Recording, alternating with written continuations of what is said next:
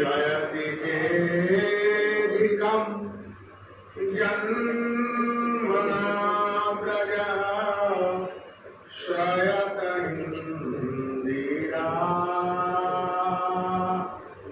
शाश्वतात्रये दैतदेश्यतां देक्षुतावका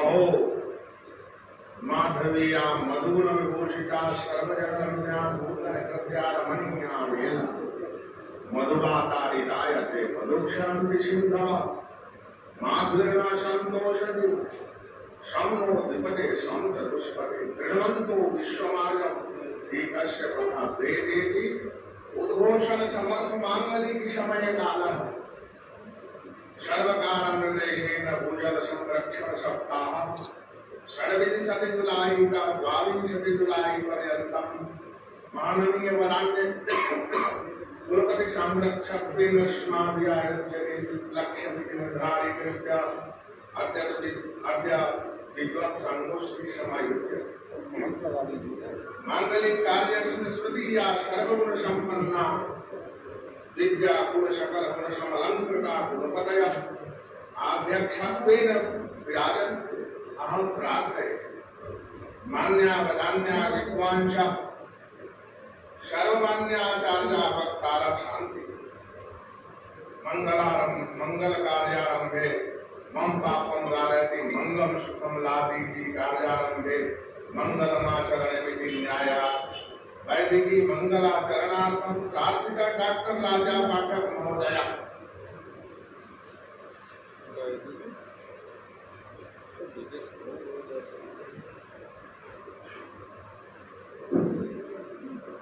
हरि ओम भद्रं कर्णेभिः श्रीणुयामदेवा भद्रं पश्येमाच्चाभिर्जत्राः स्थिरैरङ्गैस्तुष्टुवा पुंसस्तनूभिर्व्यसे माहि देवाहि कञ्जरायुः पद्मानने पद्मय पद्मपत्रे पद्मप्रिये पद्मदलायताक्षे विश्वप्रिये विष्णुमनोनुकूले तत्पादपद्मं मयि सन्निधात्स्व हरि ओम्।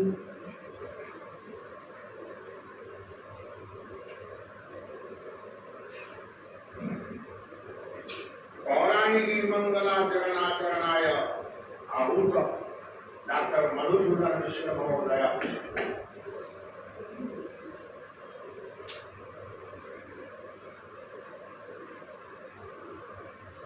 ब्रह्मज्ञान रसायनं श्रुतिकथा वैद्यस्तथा ज्योतिषं व्याकरणं च धनुर्धरं जलधरं मन्त्राक्षरं वैदिकम् ओकं वाजितवाहनं नगकृतं सम्बोधनं चातुरी विद्यानां चतुर्दशः प्रतिदिनं कुर्वन्तु नो मङ्गलम् विद्यानां चतुर्दशः प्रतिदिनं कुर्वन्तु नो मङ्गलम् आदित्यादि नवग्रहाः शुभकराः मेषादयो राशयो नक्षत्राणि संयोगकाश्च तिथयः तद्देवतास्तद्गणाः मासाख्याः ऋतवस्तथैव दिवसाः सन्ध्यास्तथा रात्रयः सर्वे स्थावरजङ्गमाः प्रतिदिनं कुर्वन्तु नो मङ्गलम् सर्वे स्थावरजङ्गमाः प्रतिदिनं कुर्वन्तु नो मङ्गलम्।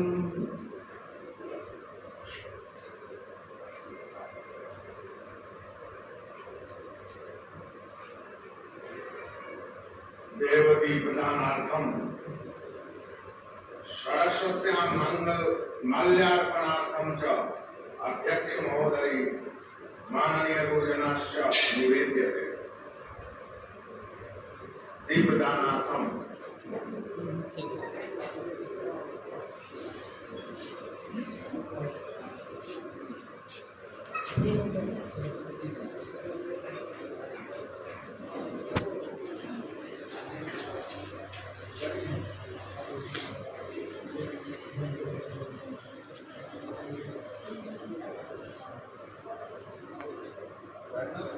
सुरेश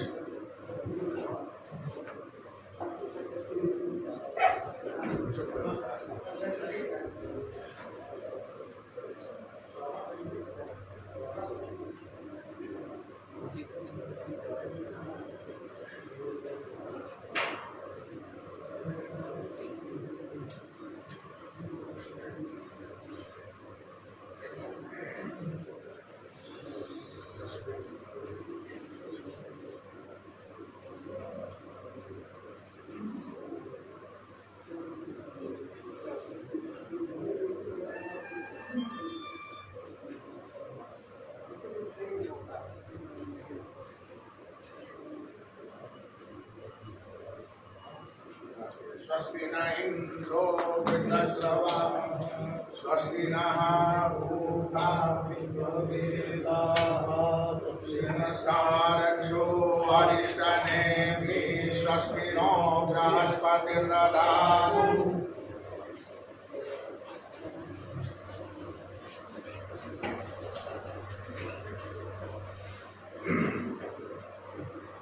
मान्यवदान्य कुलपति महोदयानां माल्यार्पणेन स्वागतार्थं नवनियुक्त परीक्षा नियंत्रक प्रोफेसर राजनाथ महोदयेन प्रार्थना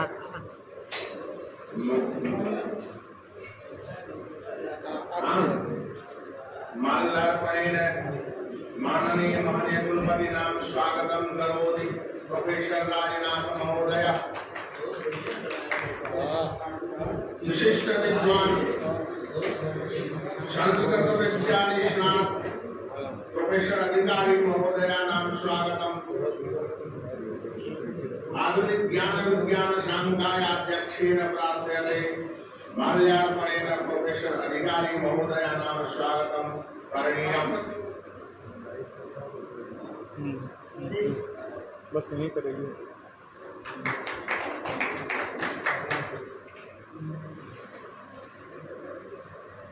अद्य जल सप्ताह संरक्षणावसरे एक दिवसीय संगोष्ठी समायोजिता जलपवारणे धातो पचाद्यति अचिकृत नपुंसके जलति जीवयति लोकान् जलति आच्छादयति भूम्यादिनिति वा आप वारि वा सलिलं वा कमलं वा पयं वा उदकम् इति वा सप्तविंशति नामधेयानि अमरकोशे निरुक्ते च जीवयति पोषयति जीवान् प्रक्षालयति बलान् उद्घाटयति सुख समृद्धिं विनाशयति जाग्रताम् उन्नयनं करोति आत्मानं प्रकाशयति जीव जीवनं प्रसादयति भूतान् संवर्धयति रसान् जलममरत्वं ददाति सुखं संवर्धयति दुःखं कर्षयति बन्धन रोगादीन् विनाशयति। Water is the giver of happiness, morer of wealth, despair of oil, giver of manliness, the spectacle of all things, living and non-living being, renderer of self-effulgent mouth, originator of all efficient, unerring vessels of life and lustre, swearer of good and delight, restorer of satisfaction and feeder of wider energy, provider of cheerfulness.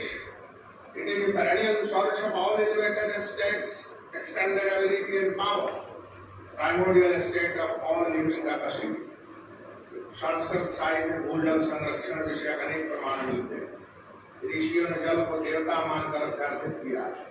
जल के अनेक मंत्र अपसु अनंतामृतम, अपसु भेषजी, अपो देव रूपे यत्र देवा गावो पिबन्त अपसु में सोम आपा प्रणीत भेषजम जलो जीवनम आपो दिव्या।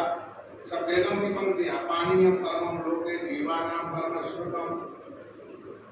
जल है तो कल है, जल ही जीवन है, जल ही है असली सोना, भूलकर भी किसी न खोना। पानी का सदुपयोग करो, मत इसका दुरुपयोग करो। 22 मार्च को अंतर्राष्ट्रीय जल दिवस मनाया। तुम मुझे जल दो, मैं जीवन दूंगा। पानी का संरक्षण करे, जीवन का संरक्षण करे, पानी बचाओ और ये तुम्हें बचाएगा। जिंदगी को नाली में बहाने न दो, जिंदगी को नाली में बहाने न दो। आज विशेष ध्यातव्य है कि 22 जुलाई हमारा राष्ट्रीय ध्वज दिवस भी है। आज ही के दिन 1947 में कर्नाटक कृषि वैज्ञानिक वेंकैया गोपैया ने इस तिरंगे का डिजाइन किया था और भारतीय संविधान के द्वारा निर्माताओं के द्वारा स्वीकृत किया था। उनके स्मृति में हम सब प्रणाम करते हैं। अब हम अनुरोध करते हैं अपने युवा विद्वान, राजनीति, भारतीय विद्या के निष्णात पंडित,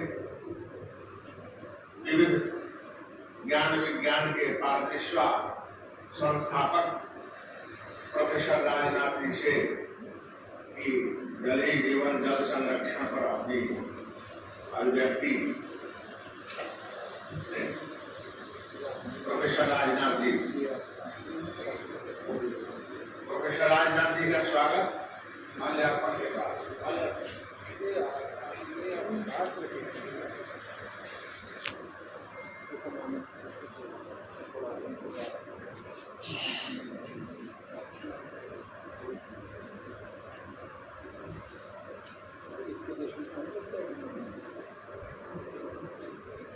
थोड़ी सी भूल और उसका पुनः सुधार करते हुए प्रोफेसर, हमारे युवा विद्वान प्रोफेसर शैलेश मिश्र जी द्वारा वार्षिक स्वागत एवं विषय प्रवर्तन के लिए क्षमा प्रार्थना के साथ सभ्य जनों के साथ प्रोफेसर शैलेश मिश्रा के साथ भी क्षमा प्रार्थना के साथ प्रोफेसर शैलेश मिश्रा स्वागत भाषण एवं विषय प्रवर्तन।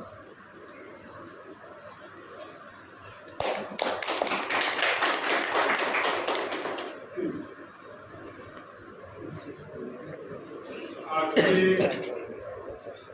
इस ऊपर जल संरक्षण सप्ताह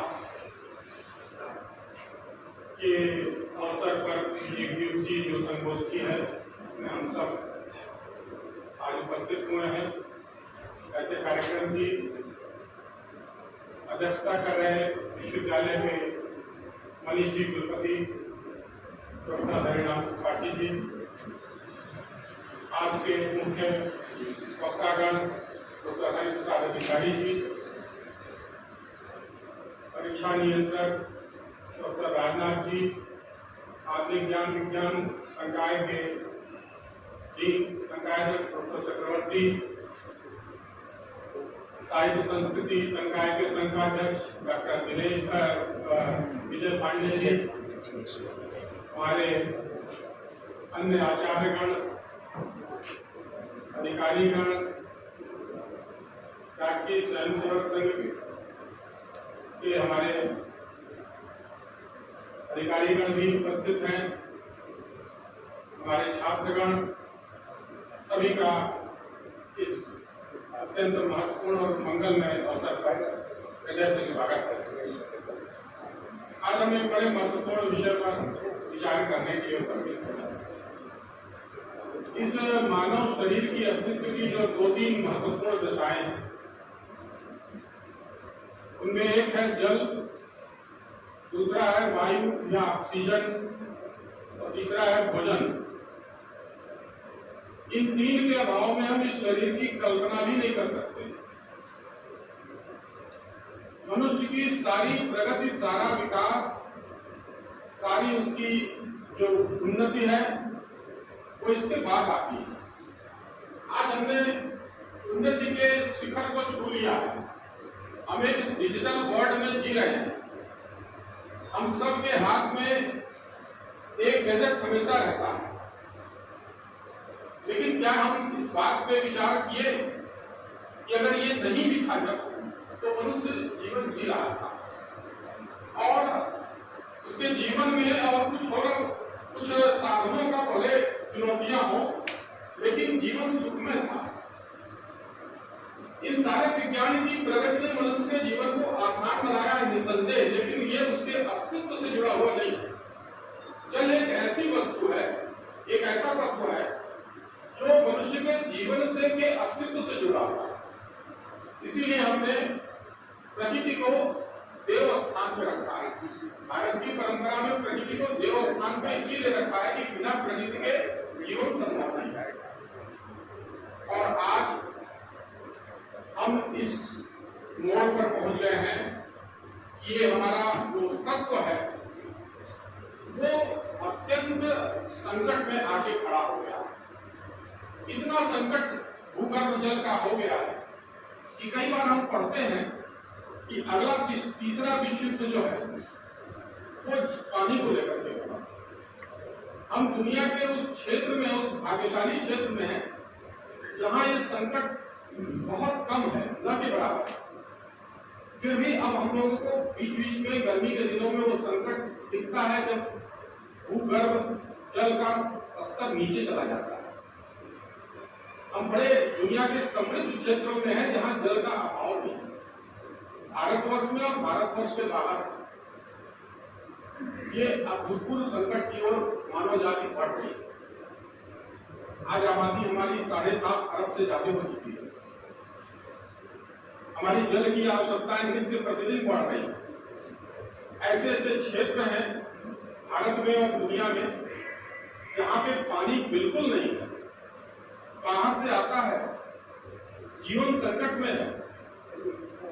राजस्थान में एक न्यूज आ रही थी कि राजस्थान में एक गांव में लड़कों की शादियां इसलिए नहीं हो पाती हैं क्योंकि वहां पे 5 किलोमीटर दूर से जो बहुएं होती है उनको पानी भर के लाना पड़ता है।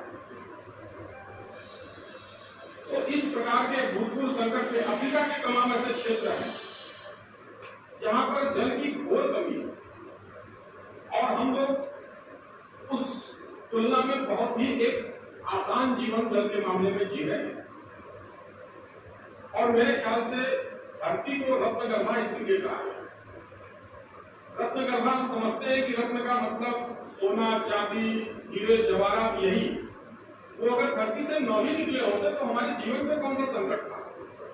उसके बहुत सारे विकल्प हो सकते थे, लेकिन क्या जल का कोई विकल्प हो सकता है क्या?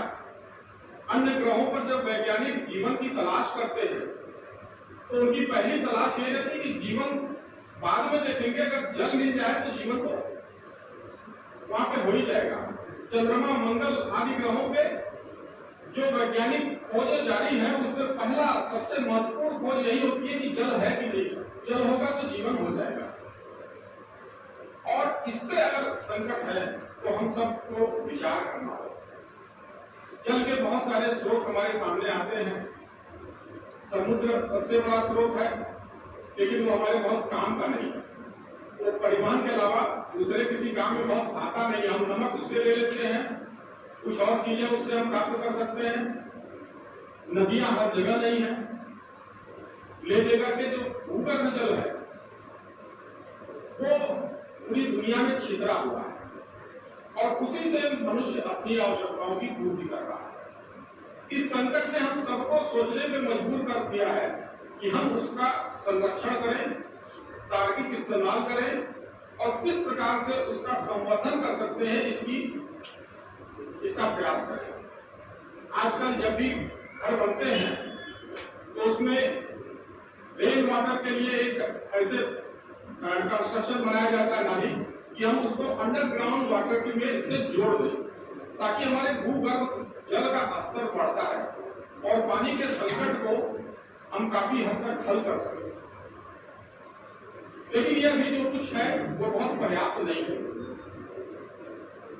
इस बारे में चिंता लाजमी है और हम सबको इस अपने दैनिक दिन के प्रवृत्तियों में इस प्रकार से परिवर्तन करना होगा कि इस समस्या के समाधान की ओर हम बढ़ सकें।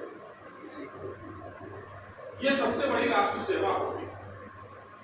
देखिए, राष्ट्र सेवा यही नहीं होता, राष्ट्रभक्ति यही नहीं होता कि हम सीमाओं पे लड़े, संकट में गरीबों की मदद करें। ये तो होता है और हम करते भी। हम प्रतिदिन अपने छोटे छोटे उपायों से राष्ट्र की सेवा कर सकते हैं, राष्ट्र की भक्ति प्रदर्शित कर सकते हैं। और वो दिखती नहीं है, लेकिन सामूहिक रूप से एक बड़े आकार और राष्ट्रीय सेवा हो जाती है। हम अपने अपने घरों में सब लोग आजकल एसी और आरओ उपयोग में लाते हैं। इन दोनों में बहुत पानी बर्बाद होता है। हम देखें अगर एसी से पानी निकलता है और आरओ से भी पानी बहुत निकलता है। मैं व्यक्तिगत रूप से अपने घर में ध्यान रखता हूँ, दिन भर में 4-5 बाल्टी पानी एसी और आरओ का निकल के आता है। उसके अपने पौधों में, गमलों में, बाथरूम में उपयोग में और बर्तन आदि के इस्तेमाल में, धोने में मैं उस पानी का उपयोग करता हूँ। अगर सामूहिक रूप से हम इस तरह के पानी को उपयोग में लाएं फेंकने के बजाय, तो एक अच्छी खासी हम पानी की बचत कर सकते हैं। ये भी राष्ट्र सेवा है। जल का संरक्षण भी राष्ट्र सेवा है। दूसरे, अपनी आदतों में परिवर्तन करके हम बहुत सारे पानी का, कई बार हम देखते हैं क्योंकि खराब है, पानी गिर रहा है, बह रहा है और हम उस पर ध्यान नहीं देते हैं। आप सोचें कि जहां लोग पानी के अभाव में जी रहे हैं, पानी के संकट से जूझ रहे हैं, उनके लिए वो बहता हुआ पानी कितना जीवनदायी हो सकता है। तो चक्रवर्ती ध्यान देंगे इस तरह की जो है जल के महत्वपूर्ण संरक्षण पे हम सबको संवेदनशील होना अति आवश्यक है। क्योंकि मेरे एक रिलेटिव एक बार आए और हम लोग कूलर में पानी भर रहे थे और गर्मी का सीजन था, जमीन भी ठंडा कर रहे थे। तो राजस्थान में उस समय कार्यरत थे, उन्होंने कहा कि ये देख के हमको बहुत जलन हो रही है कि हम लोग पीने के पानी के लिए संकटग्रस्त हैं। 3 दिन में 1 दिन में आता है और आप जमीन ठंडी कर रहे हैं। तो इन सारी चीजों से समझ में आता है कि दुनिया में पानी का कितना बड़ा संकट है। आप भारतवर्ष में हैं, हम किसी भी दुकान में जाते हैं, रेस्टोरेंट में जाते हैं, तो पानी सब जगह अच्छा या बुरा फ्री मिलता है। ठेले वाला भी है तो एक गड्ढाल में पानी रखता है, उसका पानी साफ हो, जैसा भी हो आपको फ्री में देता है। होटल में जाते हैं, कहीं पे भी जाते हैं, धर्मशाला में पानी फ्री है। दुनिया के तमाम संपन्न देशों में कहीं पे भी आप जाएंगे, आप खाना मंगाएंगे, उसी तरह आपको पानी भी खरीदना होता है। कहीं पानी फ्री नहीं। बाहर के देशों में, प्राय देशों में आप देखेंगे कि वहां पानी भी आपको खरीदना पड़ेगा। ये स्थिति है। तो हम इस संपन्न क्षेत्र में रहते हुए हमारी ये बड़ी जिम्मेदारी है, बड़ा कर्तव्य है कि हम जल को उस अमूल्य धातु से भी अमूल्य समझें। केवल यह बहुतायत से उपलब्ध है, इस कारण से उसकी उपेक्षा करना ठीक नहीं है, और नहीं तो आने वाला समय, आने वाली पीढ़ियों के लिए जल बहुत बड़ा संकट हो सकता है। बेंगलोर हमारे देश का एक उन्नत शहर है, आईटी के क्षेत्र में वो हब है, लेकिन आप जानते हैं कि पानी का बड़ा वहां पे संकट है। दक्षिण भारत के राज्यों में कृष्णा और कावेरी का विवाद सैकड़ों वर्षों पुराना है, वो जल का ही संकट है। तो अब इसमें विज्ञान भी बड़ी प्रगति कर रहा है। खाड़ी का एक देश है इजराइल, उस देश में न तो जमीन के नीचे पेट्रोल है न तो पानी है, लेकिन अपनी जीवट शक्ति और वैज्ञानिक प्रगति से उस पानी के संकट को वो हल कर रहा है। समुद्र के पानी को वो परिवर्तित करता है पीने योग्य पानी में और उसका वो उपयोग करता है। उसके यहाँ की जो कृषि व्यवस्था है वो ऐसी व्यवस्था है जिसमें कम जल में ही वो खेती कर लेते हैं, और सिंचाई के साधन भी आप देखेंगे कि उनके इस प्रकार से है कि पानी बर्बाद नहीं होता। और हमारे यहाँ अभी ये प्रयास चल रहा है कि वर्षा का जल हमारे यहाँ 90% से ज्यादा खराब हो जाता है, बर्बाद हो जाता है। हम उस जल को अगर संरक्षित कर लें, वर्षा के जल को, तो हमारे भूगर्भ जल का स्तर बहुत कुछ सुधार जाएगा। हम समुद्र के पानी को पीने योग्य बनाने की 135 करोड़ की हमारी अभी क्षमता नहीं है। 1 करोड़ की क्षमता वाला इजराइल तो कर सकता है, लेकिन आप 135 करोड़ को समुद्र के पानी से शुद्ध करके जल के लिए उपलब्ध नहीं करा सकते। इन सारी चीजों को ध्यान में रखते हुए आज हमें अपने व्यवहार में परिवर्तन की विशेष आवश्यकता है, और ये हमारे ख्याल से बहुत बड़ी राष्ट्र की सेवा होगी। हम अपनी आदतों में थोड़ा परिवर्तन कर लें, जल के बर्बादी को रोकें, अपने उपयोग को तार्किक बनाएं। आज के दिवस में यही संकल्प हमारी प्रस्तावना का बिंदु है। धन्यवाद।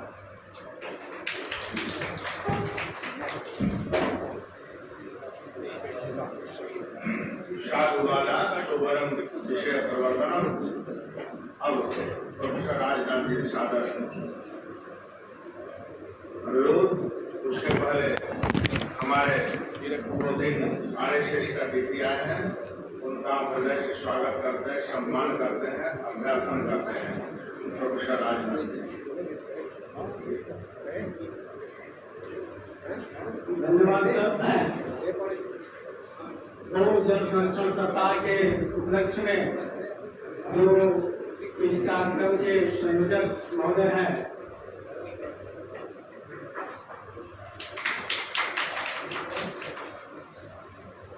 मैं आज के दिन आपका हृदय से वंदन करता हूं कि देश ही नहीं बल्कि दुनिया के सामने अभी अप्रैल और मई माह में बहुत बड़ा संकट देखने को मिला था और उसमें दुनिया में तमाम लोग ऑक्सीजन के अभाव में तड़पते हुए दम तोड़े थे। यह किसी भी सरकार के लिए बहुत ही चिंतनीय विषय था। आज इस कार्यक्रम की अध्यक्षता कर रहे हमारे यशस्वी माननीय कुलपति जी, मुख्य प्रवक्ता हमारे अधिकारी सर, हमारे शंकराचार्य जी और साहित्य संस्कृति के शंकराचार्य जी, जितने भी हमारे आचार्य पर बैठे हैं, समूह जी, ललित जी, मैडम विशाखा जी, मैं आप लोगों के समक्ष अपना एक छोटा सा विचार रखूंगा, क्योंकि ये मुझे यहाँ आने का पता चला है कि आपको भी 5 मिनट का समय देना है। तो आज पूरा दुनिया अभी तो ऑक्सीजन के अभाव को देखा है, बड़ा नजदीक से देखा है, और जिन परिवारों के ऊपर उसका कहर बढ़ता है, शायद वो परिवार अपने जीवन में जब तक रहेगा वो उभर नहीं सकता है। जल संरक्षण के संबंध में हमें याद है कि पिछले 5 साल पूर्व से सुबह बनारस नाम की एक संस्था है जो 80 घाट पे कार्यक्रम करते कराते हैं। ये कार्यक्रम चला रहे थे जिसमें विभिन्न विद्वानों को बुलाते रहे और जल संरक्षण पे वो अपने लोगों के बीच में उद्बोधन देते रहे हैं। उसमें तमाम सारे लोग आए थे, कभी मुझे भी वहां बोलने का अवसर मिला था। तो जल संरक्षण, जिस तरह से ऑक्सीजन का भी हमने अभाव देखा है कि वृक्षों के कटने का स्पष्ट प्रभाव मानव जीवन के ऊपर क्या पड़ा है, यह अप्रैल और मई महीने में हम लोगों ने बखूबी देखा। आने वाले दिनों में जल संरक्षण, जिस तरह से जल का विदोहन हो रहा है, अभी शैलेश सर ने कहा राजस्थान की बात, मैं आपको बड़े नजदीक की बात बता रहा हूँ। बहुत सारे मित्र उस स्थान को जानते होंगे। चंदौली का एक स्थान नौगढ़ है। नौगढ़ में भी अभी हमारी जो बहनें हैं 3 किलोमीटर दूर जो झरना रहता है उससे पानी ला करके अपने दैनिक जीवन की कार्य को पूर्ण करती हैं। तो भारत के बहुत, जैसे हमने चेन्नई में देखा, वहां स्नान के लिए तो जल मिल जाते हैं, लेकिन जल पीने के लिए जो है टंका से मंगाए जाते हैं। बॉम्बे, महाराष्ट्र में भी जल जो है पीने के लिए टैंकर से मंगाए जाते हैं। वही हमने बनारस के तमाम क्षेत्रों में आप जाएंगे, कॉलोनियों में जाएंगे, ये जो बड़े लोग हैं, अभी बड़े लोगों का एक बड़ा अच्छा उदाहरण आप कल न्यूज में देखे होंगे कि किस तरह से हमारे वायुमंडल को प्रदूषित करने का कार्य किया जा रहा है। स्पेस में लोग सैर करने जा रहे हैं। कितनी दुखद बात है कि जिस संसाधन से वो स्पेस में जा रहे हैं उसका कितना प्रदूषित कर रहा है हमारे वायुमंडल को। इसमें दुनिया के हमारे जो भी नीति नियंता है वो कहीं से भी ध्यान नहीं दे रहे हैं। उसका असर क्या हो रहा है, अभी आप देखे होंगे 1 सप्ताह पूर्व वहां तमाम वो अतिवृष्टि के कारण विनाश लीला हुआ, अभी कल चाइना में हुआ। इन सारी चीजों से बचने के लिए सबसे पहले हमको अपने पर्यावरण पे ध्यान देना होगा। हमको अपने जीवन में हमने देखा हर साल हम लोग 25 करोड़ वृक्ष उत्तर प्रदेश में रखते हैं, फिर वो वृक्ष कहाँ चले जाते हैं, फिर अगले साल भी हम लक्ष्य लेते हैं। वृक्ष ही जल की वृष्टि कराते हैं। हमारे वायुमंडल में जितनी नमी होगी, जल वर्षा उतना अधिक होगा। और जल संरक्षण की जहां तक बात है, जैसे जैसे हम देख रहे हैं सभ्यता का विकास हो रहा है, जल संरक्षण के जो स्रोत थे वो समाप्त होते जा रहे हैं। जो लोग अगर मूलतः बनारस के होंगे या बनारस में आज से 30-40 वर्ष पूर्व वो कुछ क्षेत्रों का भ्रमण किए होंगे तो देखे होंगे कि यहाँ बड़े बड़े तालाब मरुआडी क्षेत्र में थे, शहरों के बीच में बड़े बड़े तालाब थे। आज वो सारे तालाब कब्जा हो गए, वो उसमें बड़े बड़े बहुमंजिले इमारतें बन गई। ये बड़ी चिंतन के विषय है। इसमें सरकार और जनता दोनों को मंथन करना होगा कि इस तरह से जो सार्वजनिक क्षेत्र थे जहाँ पे जल संरक्षण, अभी हमारे विषय प्रवर्तक महोदय ने कहा कि घर में एसी और आरओ आज हम लोग लगा रहे हैं। आरओ का पानी जितना हमारे पीने का वो शुद्ध करता है, उससे 1.5 गुना ज्यादा पानी वो वेस्ट करता है। तो कितने लोग हैं, अभी प्रोफेसर शैलेश जी ने कहा हम अपने घर में उस पानी को इकट्ठा करके बर्तन धोने, पौधों को सींचने और स्नान आदि के लिए करते हैं। वैसा मैं भी, हमारे भी घर में आरओ है तो हम लोग तो पूरा इकट्ठा करते हैं दिन भर का पानी, और सुबह स्नान और वो कपड़े धोने के काम में आता है। तो हम लोगों को कहीं न कहीं से छोटी छोटी चीजों से भी सीखना पड़ेगा, एक प्रतिज्ञा करना पड़ेगा कि हम स्वयं जितना अधिक से अधिक हो सकता है जल का संरक्षण करेंगे, जल का दुरुपयोग कम करेंगे। एक नारा मुझे गायत्री परिवार का बहुत अच्छा लगता है, हम सुधरेंगे जग सुधरेगा। अगर हम आज से ही ये एक संकल्प ले लें कि नहीं, अब आज से ही मैं 1 बाल्टी पानी 10 लीटर पानी प्रतिदिन बचत करूंगा, तो भी शायद अगर 125 करोड़ या 100 करोड़ ही जनता अगर पानी का 10 लीटर भी अगर पानी का प्रतिदिन बचत किया तो बहुत ज्यादा बचत हो जाएगा। आज अब जैसे गवर्नमेंट ने एक नियम बना दिया है कि जो 5000 स्क्वायर फीट से अधिक की जहां भी मकान बनेंगे वहां आपको वाटर हार्वेस्टिंग आवश्यक है। तो इसको हमें स्वयं हमारे में चेतना होनी चाहिए कि जितनी तेजी से हम पानी का दोहन कर रहे हैं, क्या हमारे भूगर्भ में भी वो जल है कि नहीं है। अगर हम ऐसा नहीं सोचेंगे, जैसे आप देखे होंगे अभी सीरिया एक राष्ट्र है जहाँ पे तेल का बहुत बड़ा भंडार था, तो वहां तेल का जब तक प्रोडक्शन होता था नौकरी की भी आवश्यकता नहीं थी, बहुत धनाढ़ राज्य था। लेकिन जब तेल का भंडार खत्म हो गया तो वहां नौकरी नहीं थी, कोई फैक्ट्री नहीं थी, तो वहां लोगों को रोजगार नहीं मुहैया हो पाया, जिसकी वजह से वहां इतना ज्यादा असामाजिकता फैला, आतंकवाद फैला कि सीरिया के बारे में सभी लोग परिचित होंगे कि वह कितना एक डिस्टर्ब राष्ट्र रहा है, वहाँ कितना उपद्रव होता रहा है। अगर वो पहले से थोड़ा भी सोच समझ करके अगर उसका दोहन किए होते, भविष्य की चिंता किए होते, तो शायद आज वहाँ की बात नहीं होती। वैसे अभी समय रहते हुए अगर हम भारत के प्रत्येक नागरिक थोड़ा भी जल संरक्षण पे ध्यान दें, क्योंकि जल ही जीवन है। आप देखिए सभ्यता का विकास भी नदियों के किनारे ही हुआ था, क्योंकि प्रारंभ में जब आवागमन के लिए संसाधन नहीं थे, तो आप देखिए जितना भी महत्वपूर्ण शहर थे, वो चाहे काशी हो, चाहे सिंधु घाटी की सभ्यता हो, सारी सभ्यताओं का जन्म जो है वो नदियों के किनारे ही था। क्यों? क्योंकि मनुष्य के लिए जल सबसे महत्वपूर्ण है। ऑक्सीजन को हम ले लेते हैं, जबकि जल से भी महत्वपूर्ण ऑक्सीजन है, क्योंकि ऑक्सीजन के अभाव में हम 2 मिनट भी जिंदा नहीं रह सकते। लेकिन जल तो अगर नहीं मिले तो हम 24 घंटे भी रह सकते हैं। लेकिन जितनी तेजी से विद्वान, अभी हम लोग अगर चले जाए बड़े बड़े कॉलोनियों में, देखकर मुझे बड़ा पीड़ा होता है सर, कि जो लोग गाड़ियां रखे हैं बड़े बड़े, जो पूंजीपति हैं, जितना हम लोगों के घरों की 1 सप्ताह का जल का खर्च है, वो अपनी गाड़ी धोने में प्रतिदिन उतना जल खर्च करते हैं।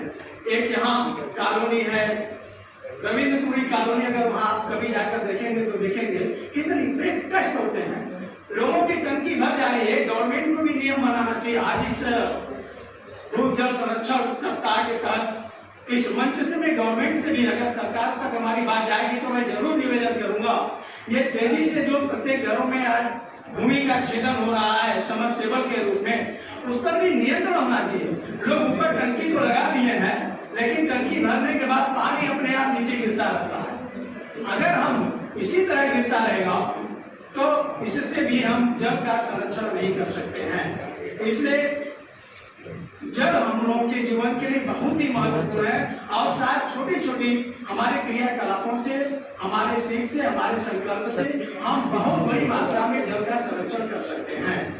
इसलिए हम आप लोगों से जितने भी लोग आज इस सभागार में उपस्थित हैं, मैं चाहूंगा कि आप लोग एक संकल्प लें कि नहीं, आज से हम लोग अपने जीवन में जल का दुरुपयोग नहीं करेंगे। हो सकता है तो जो भी मैं खर्च करता हूँ उसमें से प्रतिदिन 10-5 लीटर जल का संरक्षण करके, और जो हमारी सरकार और हमारे समाज की चिंता है जल संरक्षण का, हम उसमें सहयोग करेंगे और यही हमारी सबसे बड़ी आज इस संगोष्ठी की सफलता होगी। धन्यवाद।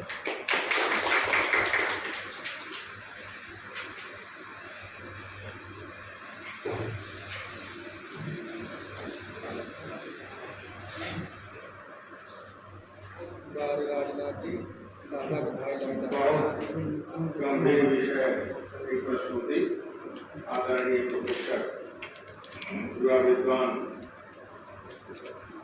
राजनाथ जी द्वारा साधुवाद, धन्यवाद। ऐसे की विद्या सर्व संवर्धित होती रहे। अब हम संस्कृत दर्शन विशिष्ट विद्वान विविध विद्या निष्णात हमारे अग्रज सम्माननीय अग्रज प्रोफेसर हरिप्रसाद के अधिकारी जी से सादर अनुरोध अपने व्याख्यान देंगे।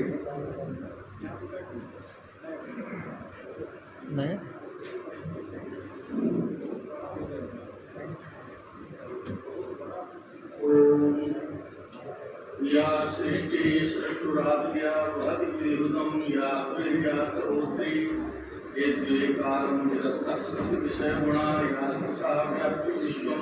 अध्यक्ष प्रोफेसर दादा सादर अनुरोध प्रोफेसर चक्रवर्ती दादा 5 मिनट में अपनी अभिव्यक्ति दें। 2 मिनट।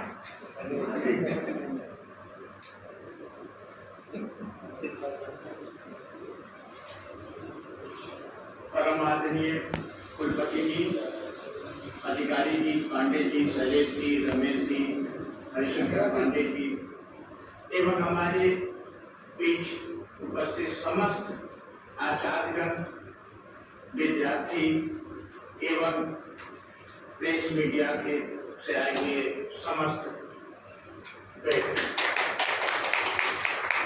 आज हमें माइक ने बुला लिया है और कंजर्वेशन इसके मूल में जाएंगे कि ग्राउंड वाटर है क्या। भूजल, ये हम तालाब वगैरह, अब मैं अपने छात्र जीवन में आज से 30 साल पहले जो पढ़ा था उसी के कुछ जो दिमाग में उसी को मैं बोल रहा हूँ कि जो दिमाग में है वही बोलिए सर। हाँ, हाइड्रोलॉजी मैं आपको बता रहा हूँ, हाइड्रोलॉजी इसको कहते हैं, इकोलॉजी पे आएगा उसी में कि ये ग्राउंड वाटर भूजल है क्या।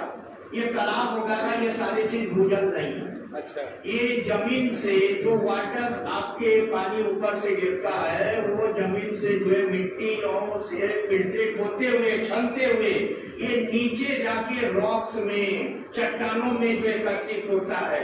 और इन पूरी को 2 हिस्सों में बांटते हैं, ऊपर को कहते हैं एरेशन, दूसरे को कहते हैं सैचुरेशन जोन, जहाँ रॉक में जमीन में जो पानी इकट्ठा होता है। अब सवाल है फ्रेश वाटर, ताजा पानी, जैसे हम कहते हैं, ये कितना दुनिया के अगर आंकड़े देखेंगे तो फ्रेश वाटर में ग्राउंड वाटर का हिस्सा 30% है। और चिंतनीय विषय है कि ये चूंकि समय बहुत कम है, ये ग्राउंड वाटर का दोहन इतनी तेजी से हुआ है कि विदाउट प्लान, जिसे आज हम इकोनॉमिक्स से एक शब्द लिए हुए हैं सस्टेनेबल डेवलपमेंट, तो ये ग्राउंड वाटर के क्षेत्र में सस्टेनेबल डेवलपमेंट का ध्यान रखा ही नहीं गया है। हर मकान, कॉलोनी मत कहिए, हर मकान में सबमर्सिबल लगा दिए हैं और वाटर लेवल, जिसे हम लेवल, क्यों ग्राउंड वाटर की समस्या हो गई कि वाटर लेवल एकदम नीचे चला गया, 200, 300, 400 कहीं कहीं मिले नहीं रहा है। एक दिन ऐसा आएगा कि आप लगाइएगा नीचे से पानी नहीं है, ये चिंतनीय विषय है। और इसको हम कैसे कर सकते हैं? देखिए, ये पांडे जी ने कहा इकोलॉजी, अब पॉल्यूशन हो गया। पॉल्यूशन से क्या हो रहा है कि heavy metals, arsenic, basalt, zinc, ये सारे चीज जो है वो ग्राउंड लेवल, ग्राउंड वाटर में जा रहा है। और जाने से क्या होगा, आपकी पूरी पानी जो है दूषित भी है। तो दोनों तरफ से हमें सचेत होना है कि पानी का मिसयूज भी ना हो और ये सारे चीज पॉल्यूशन से भी हमें बचना है। अब ये कैसे, 2-4 पॉइंट, एक ऐसे पौधे लगाइए जो कि आपके नेटिव माने उस क्षेत्र के लिए उपयोगी हो। ऐसे घासों को उगाइए जो उस क्षेत्र के लिए उपयोगी हो। ज्यादा जो है पानी जो है इवापोरेट माने वाष्पित होकर ऊपर ना कर दे। सारे मकानों में जितने बिल्डिंग है, रेन वाटर हार्वेस्टिंग करिए। और जितने वाटर सप्लाई है, बड़े बड़े 20 मंजिला और 24 मंजिला मल्टी स्टोरी बिल्डिंग बन रही है, इसमें सबमर्सिबल नहीं, इसमें ग्राउंड वाटर को नीचे टैंक बना के सप्लाई करिए, जिससे कि आपको रोग होना चाहिए। और बाकी सारे आपके, हमारे, संपूर्ण समाज का दायित्व है हम जागरूक हो और पानी का जो है बचत करें और उतना ही पानी का इस्तेमाल करें जितना हमारे लिए जरूरत है। धन्यवाद पंडित जी।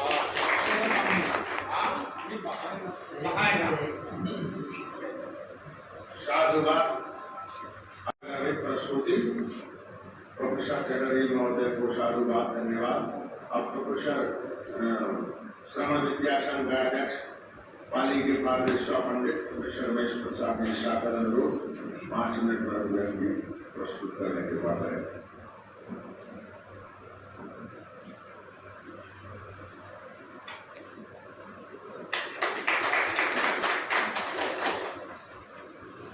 अनंत करुणा पैन तथागत मनुष्य बंदित्वा से साबुद्धन धर्मानुसार विचार। इस सभागार में उपस्थित मनीषी माननीय कुलपति एवं उनके अगल बगल बैठे हुए अधिकारी जी, पांडे जी और हमारे आचार्य मित्रगण, छात्रगण एवं मीडियागण, बड़ा ही अच्छा अवसर है, अच्छा विषय है। भारत सरकार चिंतित है कि कैसे हम जीवन को बचाएं। जल ही जीवन है, जल नहीं तो कुछ नहीं। तो इस जल को कैसे बचाया जाए? तो कहते हैं कि शेर है, दुनिया जिसे कहती है जादू का खिलौना है, मिल जाए तो माटी है, हो जाए तो सोना है। जब मिलता है तो उसे हम खूब बहाते हैं, और जब एक दिन, जैसा कि सुने हैं कि अभी कॉलोनी में पानी की कुछ समस्या आ गई है, तो बहुत लोग चिंतित है कि पानी नहीं आ रहा है। लेकिन जब पानी आता है तो अनावश्यक हम बहाते रहते हैं। तो मंच से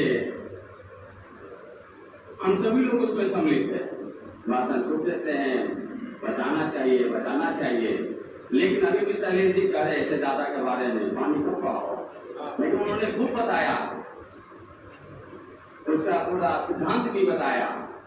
तो कहना ये है कि उसे हमें सिद्धांत में नहीं, केवल दूसरे को बोलने के लिए नहीं, उसे अपने जीवन में उतारने की जरूरत है। यथा ही एक चक्के रथस न जाए से गति एवं पत्ती विकलन सगति न सके। एक चक्का से गाड़ी नहीं चलती है, उसी तरह से केवल कहने मात्र से हमारा काम नहीं चलेगा, उसे हमें व्यवहार में उतारना पड़ेगा और हम उसे व्यवहार में उतारें। यही इन्हीं शुभकामनाओं के साथ मैं अपनी वाणी को विराम देता हूँ।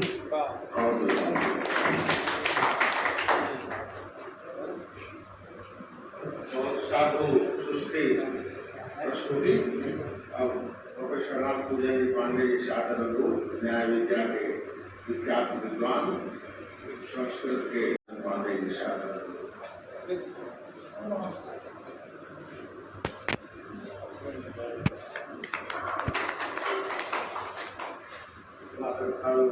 समृद्धवारा प्रत्यय जगतः पितरवंदे पार्वती परमेश्वर सर्वादरणीय गुरुपति जी पूज्य विद्वद्वन अधिकारीगण और मीडिया से पधारे वस्तुतः यह जल को लेकर के पूरे विश्व को चिंता हो रही है, चिंता का विषय है। यद्यपि पृथ्वी का कहते हैं कि तीन हिस्से से ज्यादा पर जल है, पृथ्वी का 3/4 जल ही जल है, लेकिन पेयजल पर्याप्त मात्रा में नहीं है। सभी को अभी पेयजल प्राप्त नहीं होता है, बहुत पेयजल का संकट है। और जहाँ वह जल प्राप्त है, जहाँ उपलब्ध है, उसका बहुत बुरी तरह से दोहन हो रहा है। और जो धरती है, अंतस्थल है पृथ्वी का, वह जल से खाली हो रहा है और चिंता का विषय है। उसको कैसे संरक्षित किया जाए, सरकार की भी चिंता का विषय है और व्यक्ति की भी चिंता का विषय है, क्योंकि वस्तुतः जल का उपयोग व्यक्ति ही करता है, लोग ही करता है। अतः जब लोग सजग होंगे, लोग संरक्षण होंगे जल के प्रति, तो जल का संरक्षण होगा, जल संचित होगा और हम त्रासदी से बच सकेंगे। जहाँ कहीं देखते बुंदेलखंड है, कोई देश के ऐसे भूभाग हैं, राजस्थान का अनेक ऐसा भूभाग है जहाँ किलोमीटर 1 किलोमीटर जा करके लोग जल लाते हैं, जल ही नहीं उपलब्ध होता है, नीचे भूगर्भ में जल ही नहीं है, जल है भी तो अब पेय नहीं है। तो यह चिंतनीय विषय है। इसका कारण क्या है? पहला कारण तो यह है कि जो वर्षा का जल है वह भूगर्भ के भीतर नहीं जा रहा। तमाम वैज्ञानिकों का शोध आता है कि वृक्षों का अभाव हुआ है, जंगल का अभाव हुआ है, अंधाधुंध हम विकास के नाम पर, परिस्थिति के नाम पर हम जंगल की कटाई कर रहे हैं, पेड़ों को काट रहे हैं। अतः उन वृक्षों के अभाव में, जो वृक्षों के माध्यम से जो जल पाताल को प्राप्त होता है, जो जिस जल को हम लोग दोहन करते हुए बाहर निकालते हैं, वह पर्याप्त मात्रा में जल भीतर जा भी नहीं रहा, और जो भीतर का जल है वह हम बाहर निकाल रहे हैं। तो संकट आपत्ति तो स्थिति होगी, स्थिति आएगी। इसलिए अभी केंद्र सरकार के द्वारा, उत्तर प्रदेश सरकार के द्वारा वृक्षारोपण अभियान चलाया गया पूरे देश में कि प्रत्येक व्यक्ति एक वृक्ष लगाए।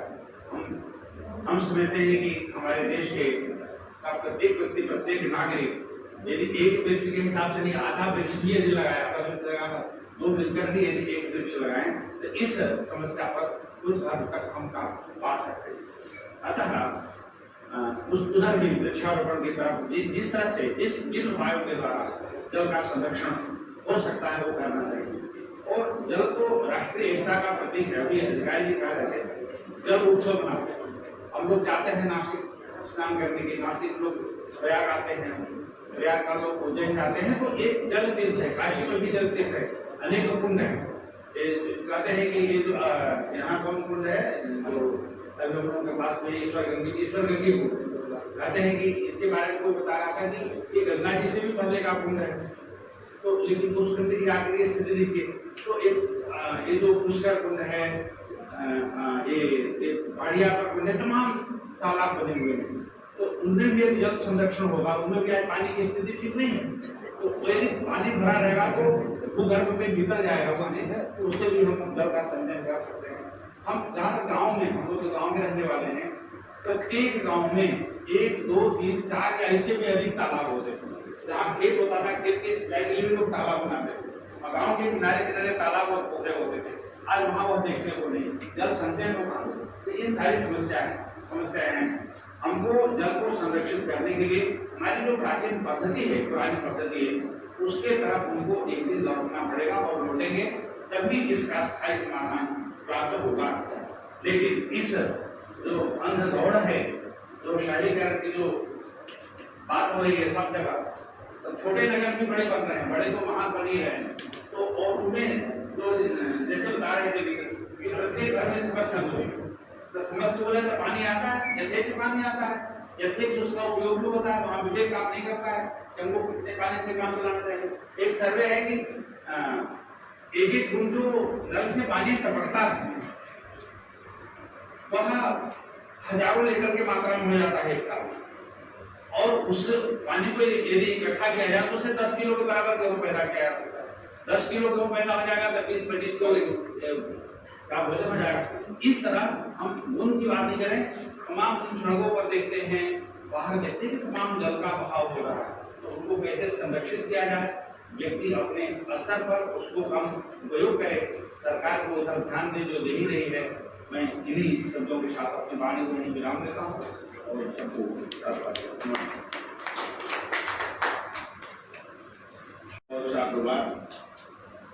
आए व्यस्त समय में परीक्षा चल रही फिर भी आए। हमारे अनुरोध पर प्रोफेसर रमेश प्रसाद थी, प्रोफेसर राम पांडे जी ने आशीर्वाद दिया। अब जिसकी हमें इंतजार वो घड़ी आ गई, हमारे आदरणीय युवा यशस्वी वर्चस्वी उत्साही साधना और विश्वास की भूमि माननीय कुलपति, जब जाओ तो प्रसन्नता से सारा काम हो जाता है। कितना विश्वास, कितना ऊर्जास्विता इस महनीय पुरुष में। यह संपूर्णानंद विश्वविद्यालय का सौभाग्य है कि ऐसा महनीय महात्म्य संपन्न आचार्य हमारे कुलपति के रूप में, कुलगुरु के रूप में प्राप्त हुए हैं। अनेक मीटिंग आज थी, अनेक सभाएं थी, संख्या बोर्ड की बैठक थे, सभी को जाना अनिवार्य था, लेकिन हम लोग बच्चों के अनुरोध पर इन्होंने बड़ी कृपा की, व्यस्त समय में आए, ऐसे विश्वास की भूमिका को, जीवंत भूमिका को हम प्रणाम करते हैं, कृतज्ञता ज्ञापित करते हैं, सादर अनुरोध करते हैं कि अपने आशीर्वाद से हम लोगों का मार्ग प्रदर्शन करें कि जिससे आपके संरक्षण में, निर्देशन में यह विश्वविद्यालय, केंद्रीय विश्वविद्यालय क्या विश्व में प्रसिद्धि को प्राप्त करें। हम वैसे कार्यक्रम आयोजित करें जहाँ से सुधिक फैलाव हो। आपके निर्देशन में आपने बहुत सारे आयामों को ध्यान में रखा है। बातचीत करने से पता चलता आपकी मस्तिष्क भूमिका, बौद्धिक क्षमता कहाँ तक जाएंगे। भगवान करें ऊर्ध्वं जिगातु भेषजं स्वस्ति नः मानुषेभ्यः सम्नो बृहस्पति सम्नो अस्तु देवता शरीरम में विचकर्षणम जीवा में मधुमत्तमा श्रुतम में गोपाय की मधुरा वाणी तैतरिया वाणी सफल हो। इसी मांगलिक भावना के साथ सादर प्रार्थना अपने महनीय कुलपति जी से आशीर्वचन के लिए।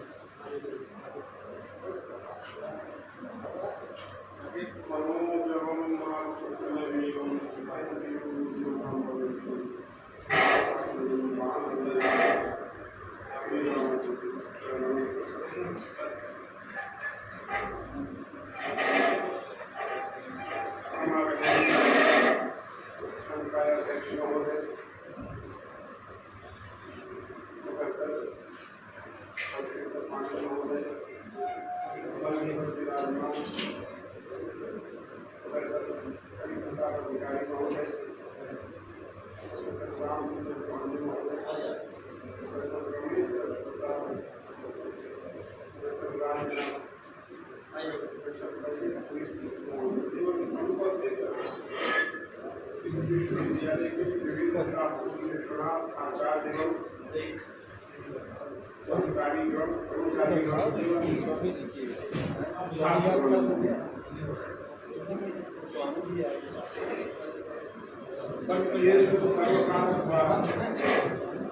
जल संरक्षण के विषय में जुलाई से 22 जुलाई तक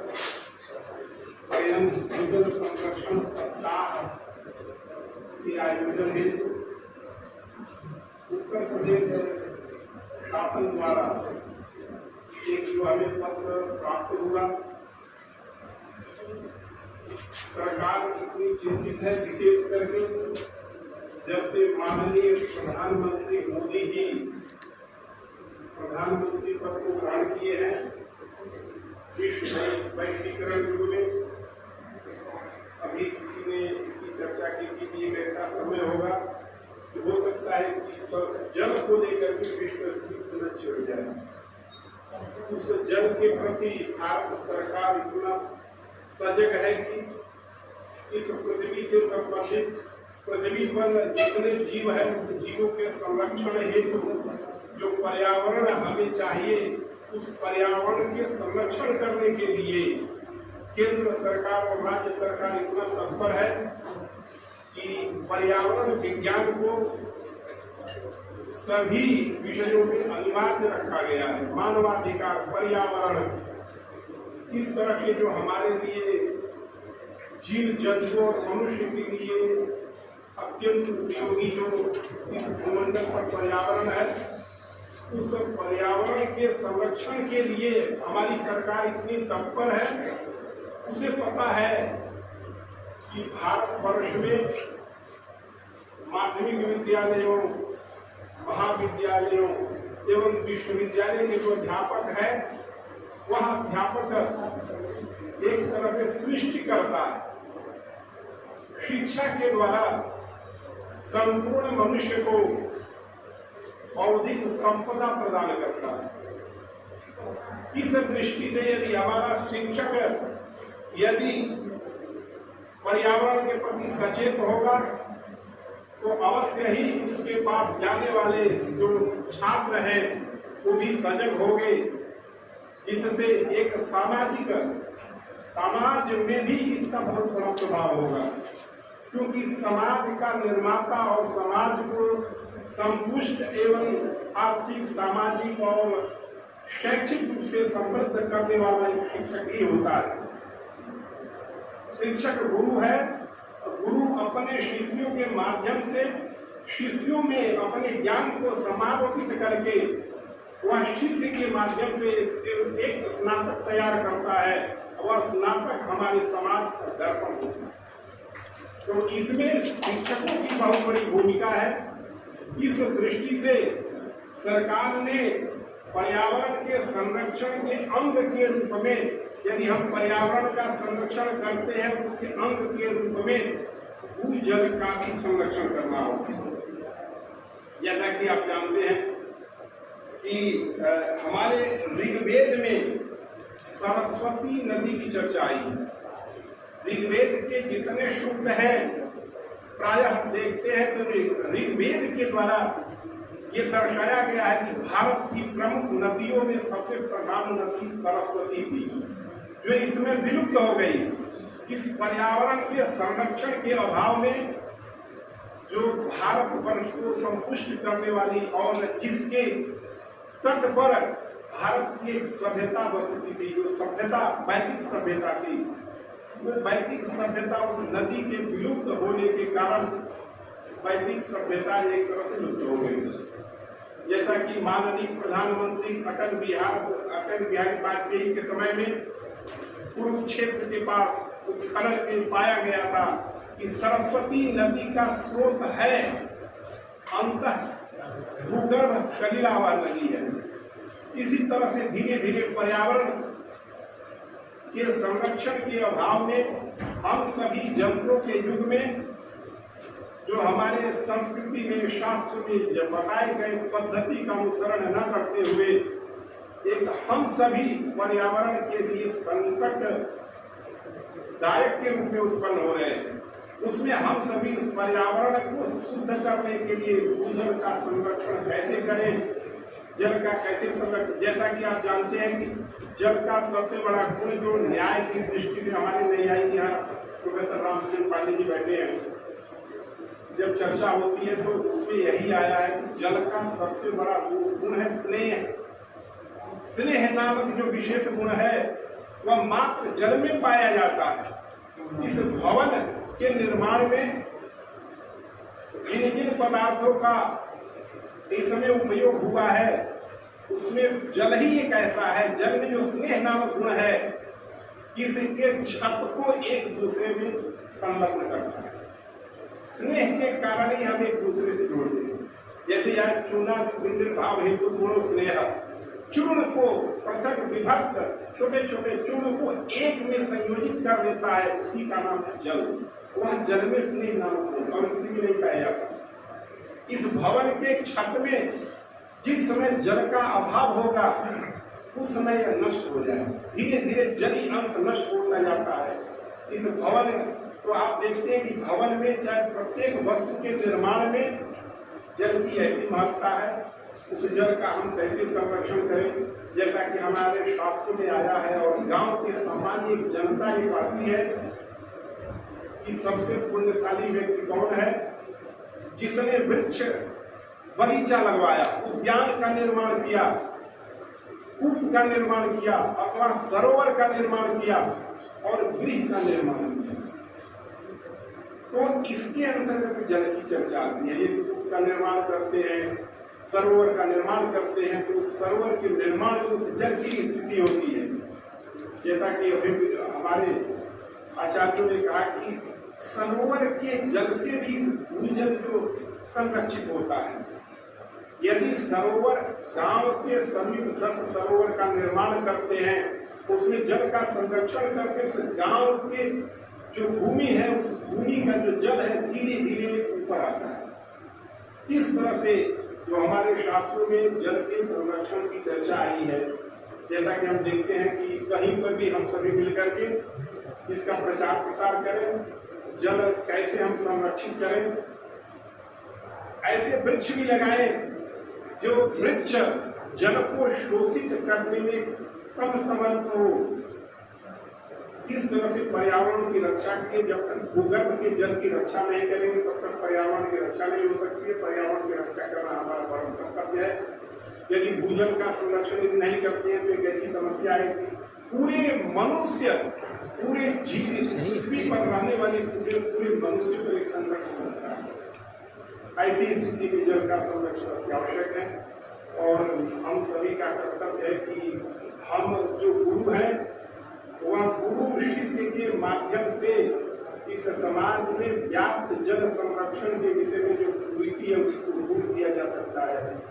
तो इस तरह से हम सभी सजग होते हुए जल का संरक्षण करें और जो हमारे सरकार की योजना है उसके अंग के रूप में हम प्रतिभागी बने। हमारे विविध विद्वानों ने जैसे आचार्य शैलेश मिश्र जी ने जल जीवन का आधार है। जैसा कि आप जानते हैं कि यदि दर्शन की दृष्टि में हम देखें तो न्याय की दृष्टि में हमारा जो शरीर है वह मात्र पार्थिव है, परंतु यदि अन्य दर्शनों को हम देखेंगे, सांख्य इत्यादि दर्शन को कहता है कि जो हमारा जो शरीर है इसका 5 है, पृथ्वी जल तेज वायु आकाश।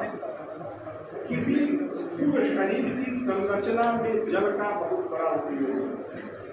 जल के बिना शरीर की संरचना ही नहीं हो सकती। इस पृथ्वी पर जितने जीव हैं उस जीवों का जो शरीर है वह शरीर की निर्मित जल के बिना संभव ही नहीं। इसलिए जल ही हमारा जीवन है और इसलिए जल का संरक्षण करना चाहिए। जैसा कि अभी आचार्य प्रबल अधिकारी जी ने नदियों की चर्चा की, अनेक प्रकार की नदियों की, पाणिनि अष्टाध्यायी में जो स्त्राक्षो नदी और नदी में अनेक सूत्र पाए जाते हैं जो जल के संरक्षण एक तरह से सूत्र देखे जाते हैं। तो इस तरह से हमारी आज तक जो भारतवर्ष में सभ्यता जो बसी है सब जल नदियों के तट पर बसी है और जल के बिना उस सभ्यता का स्वरूप ही नहीं हो सकता। इस तरह से हम सभी प्रतिज्ञा करें, संकल्प लें और जल का भूगर्भ जल का संरक्षण कीजिए। इस पृथ्वी पर रहने वाली जो जल हमें प्राप्त होता है उस जल का किस तरह से सदुपयोग करें और उस जल का एक एक कण हमारे लिए अत्यंत उपयोगी है उसको नष्ट न होने दें। अपने से अतिरिक्त जल अन्य को भी यदि हम देते हैं तो एक बहुत बड़ा जल का संरक्षण होगा। यहाँ पर अभी विद्वानों ने प्रोफेसर हीरक चंद चक्रवर्ती ने जल के संरक्षण के विषय में और वैज्ञानिक तथ्यों का निरूपण किया। प्रोफेसर रमेश प्रसाद ने प्राकृतिक के आधार पर जल के संरक्षण का महत्व प्रोफेसर राम पांडे जी ने, उनके शास्त्र के न्याय शास्त्र के अत्यंत प्रकृष्ट विद्वान ने, उन्होंने जल के संरक्षण के विषय में शास्त्र रीति से उसका निर्वचन किया। तदनंतर प्रोफेसर राजनाथ राजमंडल प्रदूषण अधिकारी जल संरक्षण हमें करना चाहिए। उन्होंने सीरिया के उदाहरण दिया कि जहाँ पर जल के अभाव में वहाँ की पूरी व्यवस्था ही चरमरा गई, वहाँ पर एक आतंकवाद ग्रस्त वह देश हो गया। इस तरह से यदि हम जल का संरक्षण करते हैं तो हमारे राष्ट्र को सुचारू रूप से संचालित करने के लिए ये उसमें एक बहुत बड़ा योगदान हो सकता है जल का। इस दृष्टि से हमें जल का संरक्षण करना चाहिए।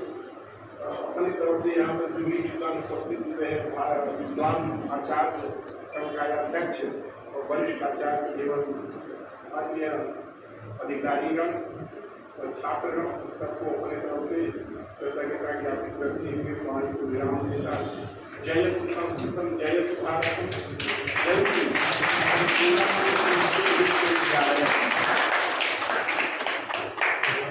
बधाई अपने अध्यक्ष महोदय को। अब कृतज्ञता ज्ञापन के लिए युवा विद्वान डॉक्टर रविशंकर पांडे सादर अनुरोध कृतज्ञता ज्ञापन के लिए।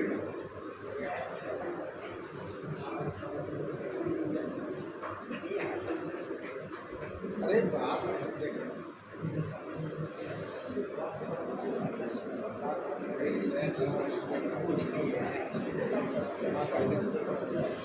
अज्ञानतिमिरान्धस्य ज्ञानाञ्जनशलाकया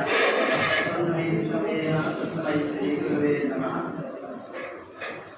संपूर्ण संस्कृत विद्यालय वाराणसी जल संरक्षण सप्ताह के अंतर्गत आज एक दिवसीय सम्मेलन में जो वक्तव्य आया, सभी वक्तव्य समाप्ति की ओर है। केवल एक औपचारिकता की संपूर्ति है। आभार प्रकट के लिए मैं खड़ा हूँ आप सभी का अभिनंदन अभिवादन करते हुए।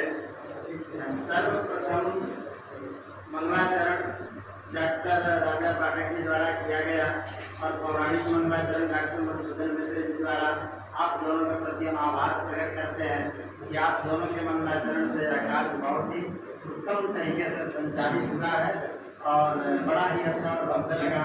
उसके बाद देव माल्यार्पण के अंदर अतिथियों का स्वागत और माल्यार्पण किया गया। साथ ही साथ प्रोफेसर शैलेश कुमार मिश्र जी के द्वारा विषय का प्रवर्तन किया गया। इसके लिए हम आपको हृदय से आभार प्रकट करते हैं कि आपने बहुत समय दिया और आपने जो है वाटर के रिसाइकलिंग से लेकर के रेन वाटर, जल, ऑक्सीजन, भोजन, वसुधा, वाटर कंजर्वेशन से लेकर के तृतीय विश्व युद्ध की ओर हमारी चिंता प्रकट की। पंडित अटल बिहारी वाजपेयी ने भी अपने भाषण में कहा था कि 2 युद्ध तो हम झेल चुके हैं, तीसरा युद्ध होगा तो वो वाटर को लेकर के युद्ध होगा। उस ओर आपने इंगित किया है, इसके लिए आपको बहुत बहुत धन्यवाद। हम लोग जल संरक्षण की ओर आगे बढ़ते हुए द्वितीय जो भाषण हम लोग को प्राप्त हुआ प्रोफेसर राजनाथ जी का, परीक्षा नियंत्रक जी, आप इस समय कार्याधिक के कारण यहाँ से चले गए हैं, इसलिए आपके प्रति सबसे ज़्यादा आभार है। और उन्होंने भी बहुत सुंदर तरीके से आर और जल स्रोत पर हम सुधरेंगे तो जल सुधरेगा, इस वाक्य से हम लोगों को एक नई दिशा प्रदान किया। उन्हें भी हम हृदय से उनके प्रति आभार प्रकट करते हैं। तत्पश्चात प्रोफेसर हरिप्रसाद अधिकारी जी, निश्चित रूप से आपका इस जल संरक्षण पर जो प्रवचन प्राप्त हुआ हम लोगों के लिए प्रेरणादायी था। हम आपके प्रति भी हृदय से आभार प्रकट करते हैं और आपको प्रणाम भी निवेदित करते हैं। हम लोग टोली का अवश्य निर्माण करेंगे, खास करके जो युवा विद्वान है, हम टोली का निर्माण करके जल संरक्षण करेंगे। इसके लिए हम आपको फिर से हृदय से आपके प्रति आभार प्रकट करते हैं। उसके बाद प्रोफेसर रमेश प्रसाद जी व्यवहार में उतारें और निश्चित रूप से हम व्यवहार में उतार रहे हैं, उतारेंगे भी क्योंकि सरकार का इसमें धन बजट भी खर्च हो रहा है, तो इस बजट को भी हम सार्थक जरूर करेंगे। उसके पूर्व में एक मुझे नाम छूट गया, क्षमा करेंगे, प्रोफेसर हीरक कांति चक्रवर्ती जी। निश्चित रूप से भूगर्भ जल का जो रियल में डिफिनीशन है उसको आपने डिसाइड किया, बहुत ही अच्छा लगा। हम तो अभी तक कंजर्वेशन पर काम कर रहे थे, लेकिन आप प्रिजर्वेशन पर भी आपने प्रवचन किया, बहुत ही अच्छा लगा। कंजर्वेशन और प्रिजर्वेशन के साथ साथ जल जो वास्ट हो रहा है उस पर भी आपका बहुत अच्छा लगा। और निश्चित रूप से धरती के अंदर जल कैसे संरक्षित हो उसके आपने 5-6 रास्ते बताए हैं। इसके लिए आपके प्रति हृदय से हम आभार प्रकट करते हैं और आपके प्रति भी नमन अभिव्यक्त करते हैं। साथ ही साथ यूनाइटेड स्टेट ने 1960 में ही एक स्टाम्प जारी कर दिया था कि वाटर कंजर्वेशन करना नितांत आवश्यक है, और आपने उस तरफ भी एक तरह से इंगित किया बिना नाम लेते हुए तथा नाम तथा आपका प्रवचन हम आपके प्रति भी आभार प्रकट करते हैं। समय बहुत कम है, कुलपति जी को जाना है। इस प्रसंग में मैं अब किसी का नाम शेष नहीं बचा है, मुझे एक मिनट बस लेना है क्योंकि मेरा भी हक बनता है इस पर। मैं भी कुछ अध्ययन किया हूँ, इसको लेकर के जाऊंगा तो घर में पश्चाताप करूंगा, दंडता है सही, लेकिन इसको रखना मुझे। भारत देश आखिर जल संरक्षण पर क्यों चिंतन कर रहा है, यह एक यक्ष प्रश्न है। ये मेरा प्रश्न नहीं है, ये भारत सरकार का भी प्रश्न है। जल संसाधन विकास मंत्रालय ने यह प्रश्न खड़ा करता है कि इस देश का एक प्रदेश का नाम है मेघालय, जो मेघ का आलय है। इस देश का एक प्रदेश का नाम है हिमाचल प्रदेश, जो हिम जहाँ पर केवल हो, उस देश में भी जल संरक्षण पर हम चिंतन करते हैं। आज अखबार में बनारस में आया है, बड़ा ही चिंताजनक था। सारनाथ में लगभग 2000 लोग जल के लिए डीएम के यहाँ जाने की तैयारी किया। डीएम को एक ज्ञापन भी दिए कि हम लोग के यहाँ जल नहीं पहुँचा। ये बनारस की घटना है, जहाँ के सांसद प्रधानमंत्री नरेंद्र मोदी जी हैं, उनके संसदीय क्षेत्र में जल का ये संकट है। तो निश्चय हम लोग को चिंतन करना होगा। लेकिन हम तो वह हिंदू है कि हमारा प्राण तब छूटता है जब एक बूंद गंगाजल हमारे मुंह में जाता है। तो हमसे अधिक जल संरक्षण के लिए कार्य कौन करेगा? जब हम धरती भी छोड़ते हैं तो इसी जल से ही छोड़ते हैं। और निश्चित रूप से जल का जो महत्व है वो हमारे लिए बहुत ही महत्वपूर्ण है। इसी क्रम में मैं प्रोफेसर रामपूजन पांडे जी का भी हृदय से आभार प्रकट करता हूँ। उन्होंने जो पृथ्वी जल से खाली हो रही है, यहीं से अपना भाषण प्रारंभ किया और निश्चित रूप से पृथ्वी जल से खाली हो रही है, इस पर उन्होंने चिंता भी प्रकट की। चिंता ही नहीं, समस्या के समाधान पर कई बिंदु भी सुझाए। इसके लिए भी हम आपके प्रति आभार प्रकट करते हैं। आदरणीय कुलपति जी के प्रति भी हम आभार प्रकट करते हैं।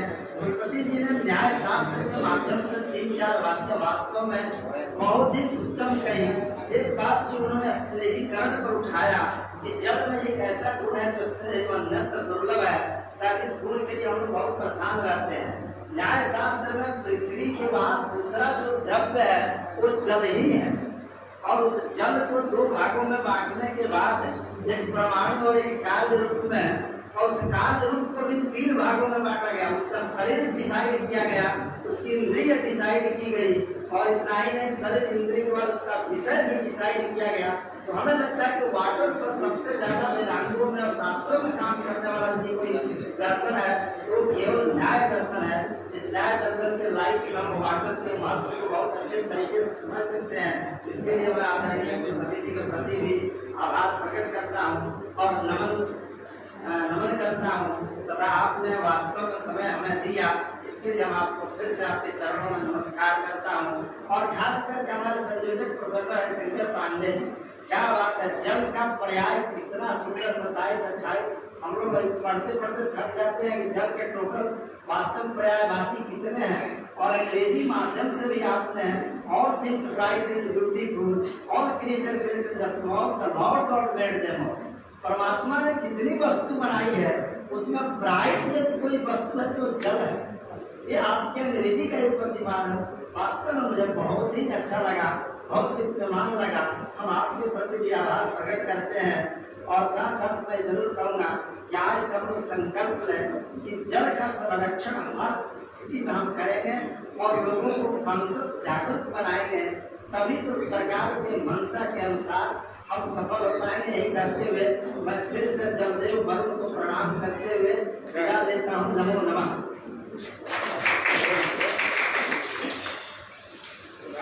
निर्देशकत्व में जल संरक्षण का संकल्प लेंगे 3 बार, जोर जोर से उच्चारण करेंगे। जलम संरक्षणीयम, जलम संरक्षणीयम, जलम